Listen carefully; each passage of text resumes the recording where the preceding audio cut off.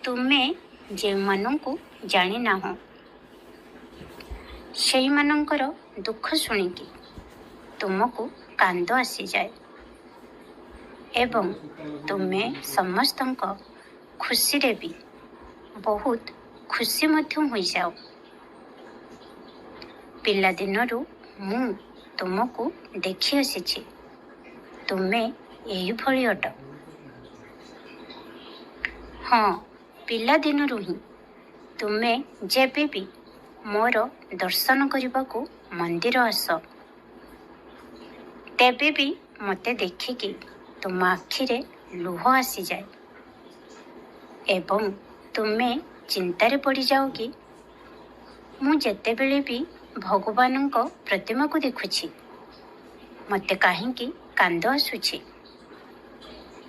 କିନ୍ତୁ ଏହାର ଉତ୍ତର ତୁମକୁ ଆଜି ମିଳିଛି। ମୋ ଉପସ୍ଥିତିର ଅନୁଭବରୁ ତୁମକୁ ଲାଗିଛି କି ମୁଁ ତୁମ ସହିତ ଅଛି। ତେଣୁ ତୁମେ ଜାଣିଛ ଯେ ପିଲାଦିନରୁ ମୁଁ ତୁମ ସହିତ ଥିଲି, ତୁମ ଆଖପାଖରେ ଥିଲି।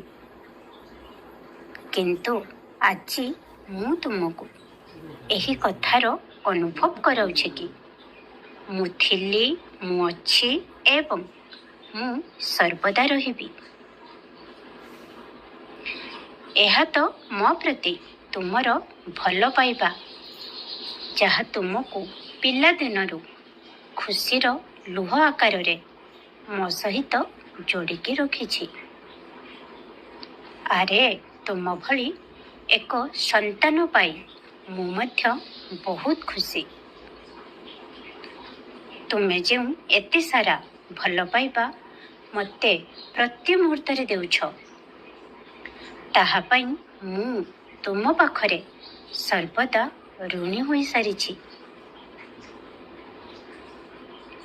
ତୁମେ ଚାହୁଁଛ କି ଜୀବନର ପ୍ରତ୍ୟେକ ପରିସ୍ଥିତିରେ ତୁମେ ଯେପରି ସନ୍ତୁଷ୍ଟ ରହୁଛ ଏବଂ ଧନ୍ୟବାଦ କରୁଛ। ତୁମର ଆଖପାଖର ଲୋକମାନେ ମଧ୍ୟ ସମାନ କାର୍ଯ୍ୟ କରିବା ଉଚିତ। କିନ୍ତୁ ଗୋଟିଏ କଥା ବୁଝିନିଅ ପିଲାମାନେ, ପ୍ରତ୍ୟେକ ମଣିଷ ଅଲଗା ହୋଇଥାଏ। ସେଥିପାଇଁ ସେମାନେ ତୁମ ପରି ସନ୍ତୁଷ୍ଟ ରହିପାରନ୍ତି ନାହିଁ କି ପ୍ରତ୍ୟେକ ଭଲ ଜିନିଷକୁ ତୁରନ୍ତ ଗ୍ରହଣ କରିପାରନ୍ତି ନାହିଁ। ତୁମେ ଚିନ୍ତା କର ନାହିଁ, ତୁମେ ତ ମୋ ଲୀଳାଗୁଡ଼ିକର ଗୁଣଗାନ କରି ସେମାନଙ୍କ ମନରେ ଭକ୍ତିର ବୀଜ ବୁଣି ସାରିଛ। ତେଣୁ ସେମାନଙ୍କ ବିଷୟରେ ଚିନ୍ତା କର ନାହିଁ। ମୁଁ ସମସ୍ତଙ୍କୁ ସମ୍ଭାଳୁଛି, ସବୁକିଛିର ଯତ୍ନ ମଧ୍ୟ ନେଉଛି। ତୁମେ କେବଳ ଖୁସିରେ ରୁହ ଏବଂ ହସୁଥାଅ, ଦୁଃଖୀ ହୁଅ ନାହିଁ। ମୋର ବହୁତ ଆଶୀର୍ବାଦ ତୁମ ସହିତ ଅଛି। ଓମ୍ ସାଇ ରାମ, ଜୟ ସାଇ ରାମ।